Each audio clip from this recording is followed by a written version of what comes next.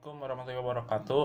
Perkenalkan nami abdi Ilham Ramdhani di kelas 10 MIPA genep. Di dieu kuring abdi bade wawancara dan jeung ngalaksanakeun tugas bahasa Sunda nyaeta wawancara tentang COVID-19 ka dampakna ka KBM atau ka dunia pendidikan. Pertanyaan anu pertama, kumaha carana benang COVID-19 supados teu kenging COVID-19 aya tilu cara nu tos dieukeun sesuai himbauan WHO.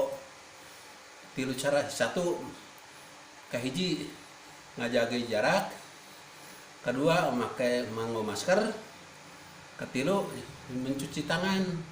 Nomor 2, naon pengaruh COVID-19 karena dunia pendidikan? COVID-19 kanu pengaruh kanu dunia pendidikan berpengaruh pisan nyaeta janten kaganggu sakola teh, janten kedah nganggo masker, teu nyaman sapertos biasa gitu.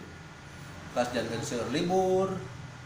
Ibu, naon pengaruh COVID-19 ningali ka perekonomian masyarakat? Perekonomian masyarakat ngaganggu pisan katingal di daerah Cibiru wetan Bumi Harapan biasana ngamingon aya pasar kaget anu jangan teu aya pan eta teh ngirangan penghasilan urang dieu karunya tah kahiji eta kaduana eta teh secara lokal makin besar makin jadi makin ageng akhirnya secara nasional oge.